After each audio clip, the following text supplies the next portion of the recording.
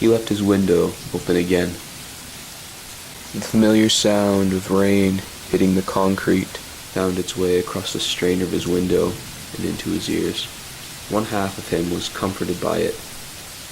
It was natural, a beautiful sound. But the other half of him just wanted to sleep, and it was stopping him from doing that. With as much strength as he could, Thomas pushed himself off of his chest and onto his knees. He closed his windows as quickly as the sound disappeared once it was sealed. With a sigh, he returned to his bed. But before he pulled the covers back over his body, attempting to find that desirable warmth once again, he soon realized that he couldn't go to sleep just yet. His bladder was at its peak, and he knew he wouldn't be able to hold it until morning, let alone sleep without uncomfortable sensation. With another sigh, he used more of his strength and lifted his body off of his bed for the second time.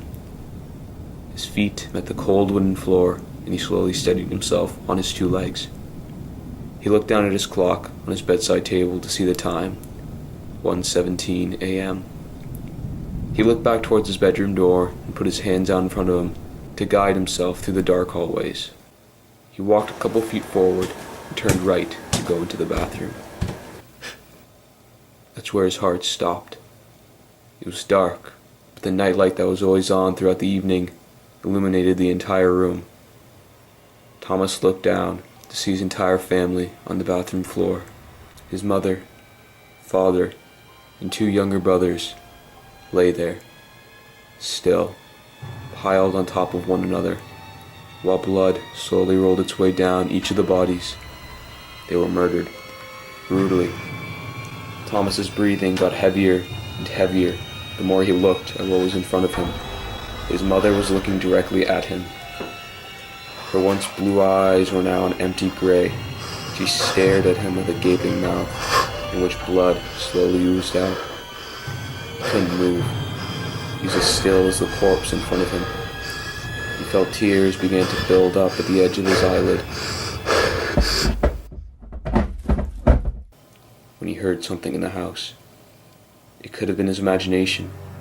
Something might have fallen, or something might have moved in the pitch-black hallway. Thomas's sadness and agony left immediately, being replaced with a large amount of adrenaline and a fear of ending up like his family. Without hesitation, he sprinted back into his room and shut the door. The knob had no lock, so he had to figure out what to do. The person who killed his family was still in his house, and he was coming for Thomas. He looked around his room to see if he could find something to block his door, or maybe a weapon to defend himself. He looked to his right and saw his bookshelf. He didn't have time to lose. He swore that he heard footsteps coming for the door as soon as he closed it. He wasn't going to wait and see if he was imagining it. He went to the far right of the bookshelf and used the last of his energy to push the shelf in front of the door. It was heavy, it took a lot of his strength, but it was in position within seconds. Exhausted and scared for his life, he fell to the ground and curled into a ball. He felt the tears roll down his cheeks and fall slightly to the ground next to his face. His bladder was no longer an issue. He couldn't stop thinking about the way his mother looked at him. Why did her eyes have to be open? Why did they have to die? He lay there for a few minutes until he pulled himself together. He told himself he would never leave this house alive if he didn't try and escape. He quickly got up from the puddle he made on the floor and went to the window. He could easily break it, but it was the fall that made him think twice. His room was right above the shed. If he jumped, he would be landing in a thin alley between his brick house and a small aluminum structure. If he got past that, there's a possibility of there being garden tools on the ground or firewood that can injure him. He needed to get out of the house unharmed. Otherwise, whoever was in the house with him could catch him easier. Thomas looked down in defeat, almost to accept the fact that he would not get out alive. When he saw the solution he needed, his phone. Thomas grabbed it and the home screen lit up. He only had 18% of battery, but it would be enough. He quickly typed in his password and went to the phone app, where he dialed 911. Pick up, please. 911, what's your emergency? Please, you have to help me. Sir, There's someone in my house sir, and he's gonna fucking kill me. calm You have to get down. over here right now. I can't understand you. Please speak slowly. I'm sorry. I just found my family dead in the bathroom. I heard something down the hall, so I locked myself in my room. I have no way out. Please, you have to help me. Sir, where do you live? Sir, I need an address. 389 Warner. 389 on Warner. Okay. A patrol car is on their way immediately. What I want you to do is stay quiet, okay? Stay calm. Armed officers will be there soon to deal with the suspect. What are you wearing? What the fuck are you talking about? I need to give a description to the officers so they know that you're the one who called and that you're innocent. I'm wearing a red shirt. I have black sweatpants, black hair. I'm 18, 6'1". Okay, that's good. I'm gonna tell them that. Like I said, just stay quiet and... He hung up the phone as soon as he heard the noise outside his room. It was a subtle thump, but it was there.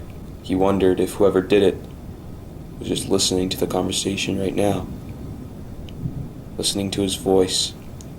Listening to the way he pleaded and begged for his life to be spared. Knowing that he was the last member of the family to survive. Thomas held his breath as more tears rolled down his face. He didn't hear anything anymore. Whoever was out there had either left the house or went to a different room. Thomas let his shoulders slowly come down from their tense position. Then his phone buzzed. He looked down immediately to see that he got a text from his mom. He unlocked his phone to see what was sent to him. You know what your mother tastes like, Thomas. I know. I have had things in my mouth that have pleased me.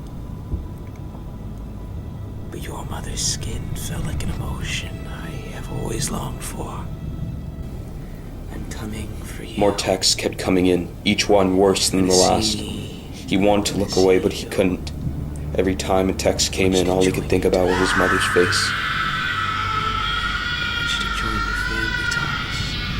That empty, blood-soaked face that was permanently burned into his mind. Make it easy for me. Pretend you're sleeping. Cover yourself with your blanket to protect yourself like your brothers did. That's when he had enough. He went into the app to write his own message.